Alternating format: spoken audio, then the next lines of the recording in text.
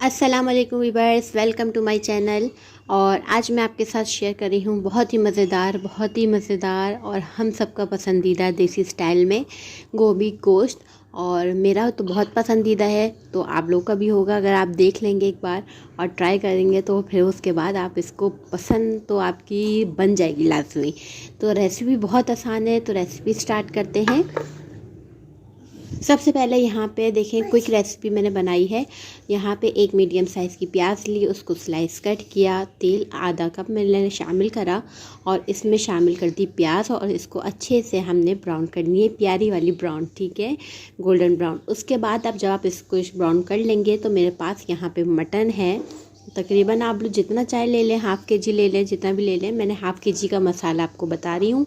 और इसमें शामिल किया मटन, जो है वो मैंने उबला हुआ तकरीबन 50% इस्तेमाल किया है। अब आपने क्या करना है, आप बग़ैर उबला हुआ गोश्त भी इस्तेमाल कर सकते हैं। मैं जैसे उबाल के गोश्त को रख लेती हूँ तो मुझे हाफ़ कुक करना पड़ता है, तो बहुत टाइम बच जाता है। तो इसमें मैंने शामिल किया लहसुन अदरक का पेस्ट 1 टेबल स्पून भर के। आप उससे ज़्यादा भी इस्तेमाल कर सकते हैं। और इसके अलावा उसको आपने अच्छे से भूनना है, ताकि जो है उसका जो पानी होता है, गोश्त की जो स्मेल होती है, वो सब ख़त्म हो जाती है। इसी के साथ हमने शामिल कर दिया यहाँ पे प्याज। मीडियम साइज़ की एक और प्याज ली, जिसे हमने तला हुआ नहीं है, तला हुआ तो वो अंदर शामिल हुई हुई, ये ऊपर से है, ठीक है। तो यहाँ पे मैंने देखिए इस तरह से बारीक बारीक कट कर लिया है और इसमें शामिल कर दिया है। और अच्छे से हम इसको भूनते रहेंगे। शुरू में आपको थोड़ी मेहनत लगेगी, थोड़ा सा भूनना पड़ेगा। तो ये है कि फिर बाद में ये कि जब चीज़ भूनती है तो फिर वो उसका जायका बहुत अच्छा आता है।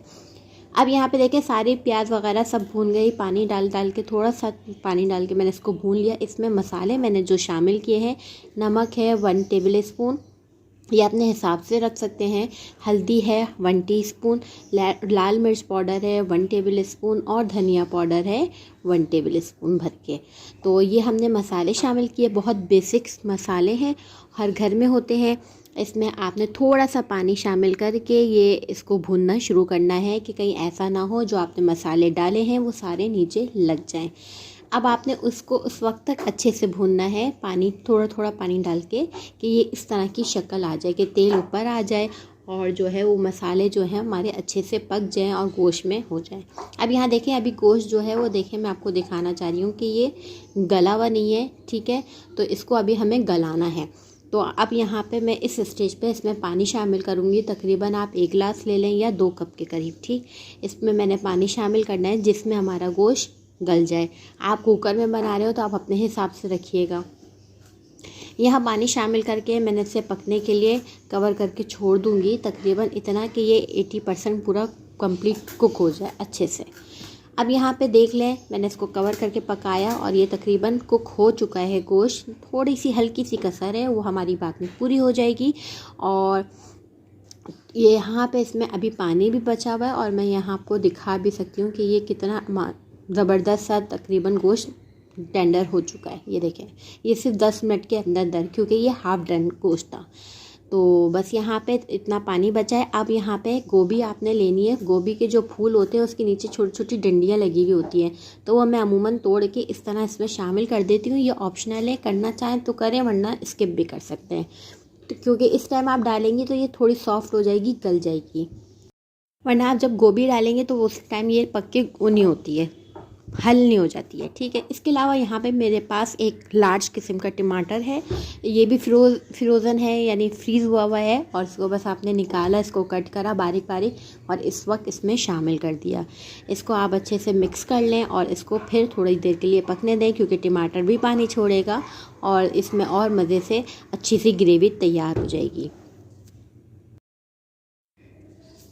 बहुत ही मज़ेदार सी रेसिपी मैं बना रही थी, तो मैंने सोचा झटपट जल्दी से एक वीडियो बना लूँ। तो इसलिए हो सकता है कि आप लोग को बड़ी जल्दी वाली वीडियो लग रही हो। तो यहाँ पे आपने वो कर दिया, ढक दिया, इसको अच्छे से पका लिया। अब पानी बिल्कुल खुश्क होने के करीब है, तो इस टाइम मैंने क्या करना है, इसको चलाना है, देखना है कि कितना पानी है, बस थोड़ा सा पानी रह जाना है। इस टाइम आपने क्या करना है, अपनी गोभी शामिल करनी है, ठीक। तो यहाँ पे देखें, मैं इसको अच्छे से चला के चेक कर रही हूँ कि ये ठीक से मतलब इसकी हो चुका है। तो अब यहाँ पे देखिए ये गोभी है, ये गोभी को मैंने इस तरह कट किया, ना ज़्यादा छोटी रखी ना ज़्यादा बड़ी रखी। जो छोटी ख़ुद टूट रही थी वो तो अलग कर दी, बाकी कोशिश किया कि बड़ी रखें ताकि टूटने में होना, क्योंकि बच्चों को ना हमारे गोभी चाहिए, मामा प्लीज़ गोभी दे दें, तो उनको पसंद है। तो यहाँ पे मैंने इस तरह से डाल दी। अब आपने इसको, क्योंकि ये गोभी जो है आप लोगों को पता है, पकाने वाले आप लोग हैं कि आराम से जो है वो पक जाती है, बहुत टाइम नहीं लेती, जैसे आलू टाइम ले रहा है तो ये सब सब्ज़ी टाइम नहीं लेती, बहुत फटाफट हो जाती है। तो मैंने यहाँ पे क्या करना है, बिल्कुल मैंने सीधा वाला चम्मच इस्तेमाल इसीलिए कर रही हूँ ताकि ये टूटे ना। और यहाँ पे मैंने इसको कवर कर दिया मीडियम फ्लेम पे। 10 मिनट के बाद आप देखें इस सूरत हाल में ये गोभी की शक्ल आ चुकी है, 5 से 10 मिनट के दरमियान। अब मसाला सारा खुश हो गया है, गोभी हमारी तकरीबन कुक हो चुकी है, बस हल्की सी कसर है, आप दम देंगे तो वो हो भी जाएगी। तो बस यहाँ पे इसको फाइनल टच देने के लिए अब लास्ट में आपने क्या करना है, इसमें हरी मिर्चें हैं जितनी आपको रिक्वायर्ड हो वो डालें, अदरक जूलियन कट की हुई है तकरीबन 2 इंच के करीब, इसके अलावा यहाँ पे हरा धनिया है और 1 टेबल स्पून के करीब भर के आप ये सब चीज़ें डालें। आप यकीन नहीं करेंगे इतने मज़ेदार सी बनती है और इसकी जो खुशबू आती है, वाह। बस यहाँ पे जो है देखिए मेरे मुंह में पानी भी आ गया है इसी वजह से, क्योंकि मेरी बहुत मनपसंदीदा डिश है ये। तो बस यहाँ पे जो है वो ये फ़ाइनल इसका आप लुक देख लें कितना ज़बरदस्त है। बस आखिरी में 2 चीज़ें शामिल होंगी, वो है इसमें गरम मसाला और भुना हुआ पिसा हुआ ज़ीरा, वो 1 टीस्पून है, और भुना हुआ गरम मसाला जो है वो मैं इसमें हाफ़ शामिल करूँगी गरम मसाला। और इसको बस आपने हल्के से मिक्स करना है हल्के हाथों से, और इसको कवर कर देना है ताकि इसकी जो खुशबू है गरम मसाले की और भुने हुए ज़ीरे की वो तमाम मसालों में बिल्कुल अच्छे से हो जाए। बस इसको हल्के हाथों से आपने मिक्स करें और गर्मा गर्म नान, चावल, पराठे उसके साथ इसको सर्व करें और एंजॉय करें। मेरे कहने पर एक बार ये रेसिपी ज़रूर ट्राई करिएगा। चलती हूँ इंशाल्लाह नई रेसिपी के साथ आऊँगी। अपना बहुत सा ख्याल रखिएगा और इस रेसिपी को ज़रूर ट्राई करिएगा। चैनल को ज़रूर सब्सक्राइब कर दिया करें। चलते हैं, खुदा हाफ़िज़।